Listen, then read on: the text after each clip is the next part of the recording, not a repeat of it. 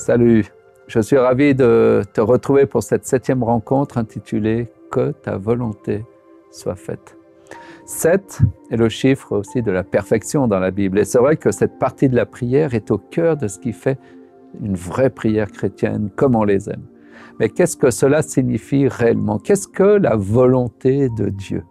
Pourquoi d'ailleurs demander que cette volonté se réalise sur la terre à l'image de ce qui se fait au ciel? Et qu'est-ce que cela implique pour le prieur? Cette parole nous montre que la prière est un moment clé dans notre journée pour aspirer et comprendre comment vivre une vie en harmonie avec la volonté divine. La Bible parle de la volonté de Dieu comme étant un plan d'amour pour l'humanité dès la création. En effet, lorsque Dieu acheva le monde, il vit que tout était très bon, si vous vous souvenez. Tout était parfait pour l'homme et la femme. Une vision de paix et d'harmonie où chaque personne trouve sa place et vit en communion avec les autres. D'ailleurs, le 7e jour de la création, le sabbat, exprime cette volonté de Dieu d'offrir à toute l'humanité le repos et la paix du cœur et de son âme. Dans le livre de Jérémie, chapitre 29, verset 11, Dieu dit « Car je connais les projets que j'ai formés pour vous, dit l'Éternel. Projets de paix et non de malheur, afin de vous donner un avenir et de l'espérance. » Cela nous montre bien que la volonté de Dieu n'est pas un poids à porter, mais plutôt un chemin de liberté et de bonheur.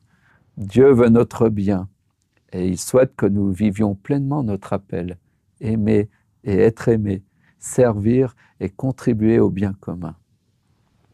Lorsque nous prions comme au ciel, nous imaginons un endroit où tout est aligné avec la volonté divine.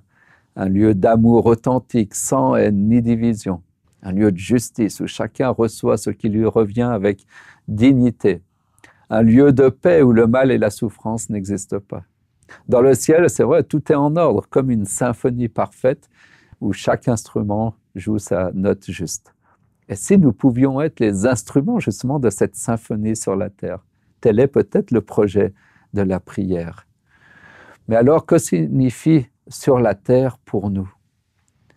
Comme nous l'avons vu à la création, la volonté de Dieu était parfaite, mais avec le péché, une autre volonté, une autre voix, une autre parole a trouvé aussi écho dans le cœur humain, dans notre cœur. Cette voix a plongé ce monde dans de nombreuses injustices, divisions et de profondes souffrances, malheureusement. Alors quand nous prions que ta volonté soit faite sur la terre, nous nous engageons à rejoindre cette volonté toute parfaite de Dieu. Donc à rejeter toutes ces voies contraires et leurs mauvaises conséquences, tragiques conséquences dans nos vies et dans le monde, afin de quoi? Afin de participer et de restaurer l'œuvre de Dieu que je suis, mais l'œuvre de Dieu aussi ici-bas, sur terre. Et elle commence donc par moi, en tant que créature, enfant de Dieu. C'est ainsi que par l'exercice de notre volonté, de notre choix de vie, la volonté divine se réalise à travers nous à chaque fois que nous choisissons d'aimer malgré les conflits, à chaque fois que nous aidons ceux qui souffrent, les délaissés, les plus fragiles, à chaque fois que nous cherchons la vérité et agissons avec intégrité et que nous délaissons nos mauvaises voies ou nos mauvaises intentions. Nous disons non à cette voie insoumise et rebelle du tentateur et de notre cœur égaré. Nous choisissons la foi et la confiance plutôt que la défiance et l'indépendance. C'est tout le but de la prière lorsque nous aspirons à faire la volonté de Dieu sur la terre comme au ciel. Et parfois, c'est une véritable lutte pour faire cette volonté, pour faire sa volonté. Marcher selon la volonté de Dieu est un défi perpétuel contre notre volonté de tout diriger. Aussi, celui qui désire entrer dans le repos de Dieu et suivre sa volonté doit être à l'écoute chaque jour de Dieu. Pour discerner cette volonté, il est essentiel de prendre du temps pour écouter la voix de Dieu qui se trouve dans le silence, à travers justement la prière personnelle, la méditation des Écritures et aussi l'Ecclésia, les frères et les sœurs de l'Église, à travers les rencontres et les circonstances de notre vie. Ellen White a raison d'insister. Quand toute autre voix est étouffée et que dans la tranquillité, nous demeurons devant lui, le silence rend plus distincte la voix de Dieu. Le ministère de la guérison, page 44. Car l'auteur le rappelle, l'auteur de cette revue des 10 jours de prière, ce qu'il vous dit est beaucoup plus important que ce que vous lui dites. Très intéressant. Cependant, comprendre est une chose, obéir est aussi une autre chose. Dieu ne forcera jamais notre liberté. Et c'est souvent là où nous chutons.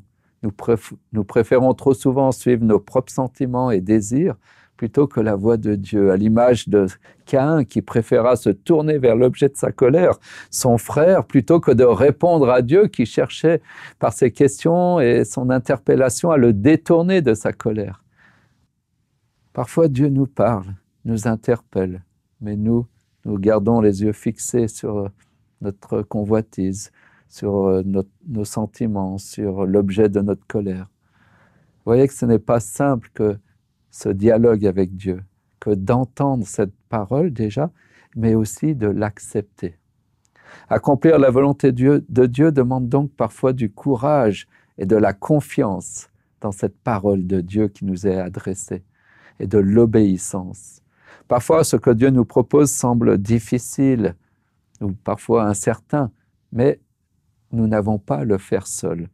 Dieu nous fait cette promesse qu'il nous accompagne, qu'il est là avec nous, qu'il est Emmanuel, Dieu avec nous, parmi nous. Jésus lui-même a prié dans les moments difficiles et face à ses peurs, face à ses émotions qui le submergeaient, au jardin de Gethsémane, il se jeta à terre pour prier et invoquer le secours divin pour pouvoir suivre la volonté de Dieu. Et dans Luc 22, 42, il l'interpelle, il prie son Père et il dit « Père, que ta volonté soit faite et non la mienne ». C'est une lutte extrême du Christ qui s'est jouée dans la prière, entre un Jésus affaibli, angoissé et à terre, et des forces de l'enfer pleines de rage et de puissance contre lui. La victoire pour le salut de l'humanité s'est jouée à cet instant, au moment où le Christ à terre devait choisir entre la vie et la mort, entre lui et nous, entre la loi ou la grâce, entre la vie ou la mort. C'est dans la prière qu'il a reçu la force de choisir la volonté du Père et non la sienne. Nous comprenons bien ici la raison d'être essentielle et ultime de la prière. Ce n'est pas pour le pain quotidien, pour nos besoins.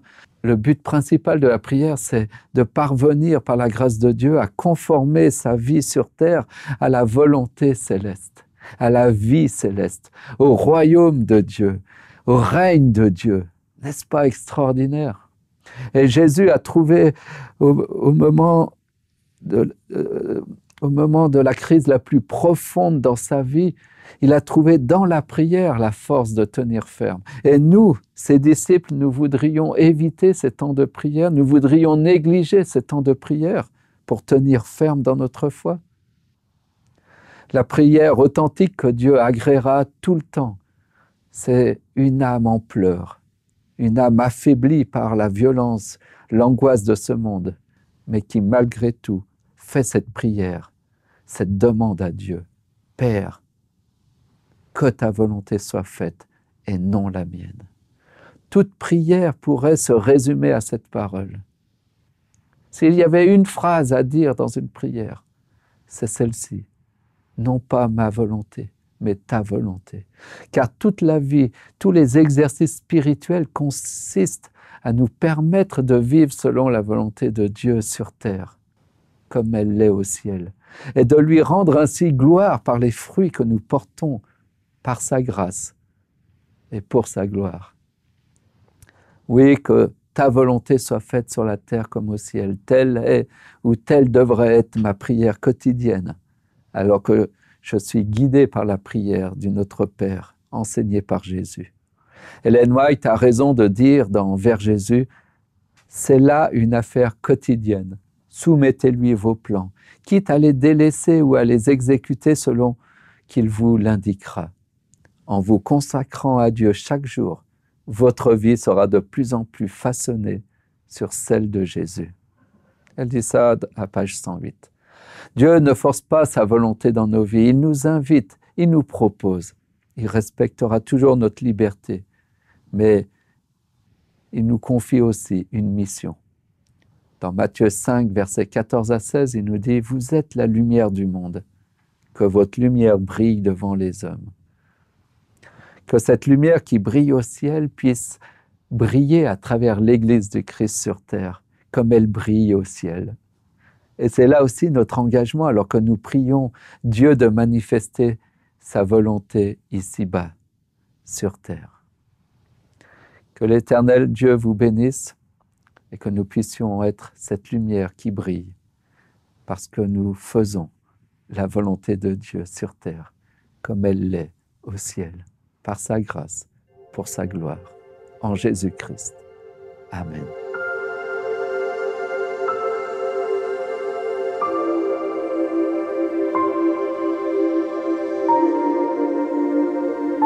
Alors je vous invite à prier selon le modèle du Notre Père qui nous a été enseigné par notre Seigneur Jésus-Christ.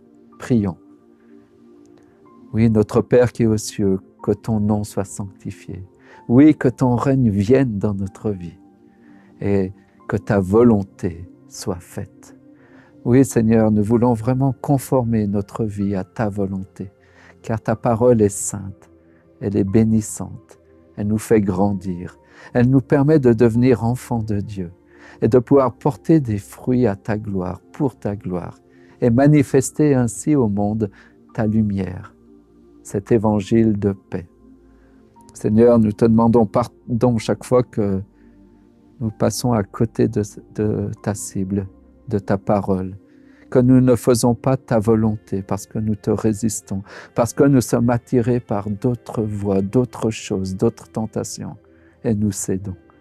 Mais Seigneur, tu sais aussi dans notre cœur que nous avons vraiment à cœur de faire ta volonté, et que même si nous chutons à cause de nos faiblesses, en fait, Seigneur, nous voulons vraiment faire ta volonté, suivre tes pas, être des disciples qui suivent ton enseignement. Alors Seigneur, aujourd'hui nous voulons te demander de nous montrer ta volonté dans notre vie, ce que tu désires encore opérer en nous ou à travers nous.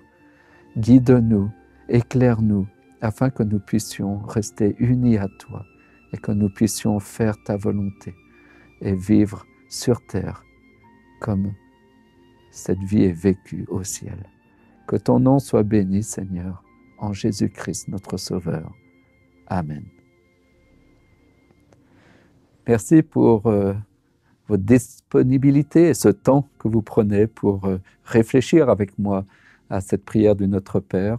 N'oubliez pas toujours, demain matin, dès 6 heures, le podcast sur les 10 jours de prière est à votre disposition. Et nous, on se retrouve demain pour une nouvelle étude. Que le Seigneur vous bénisse. Amen.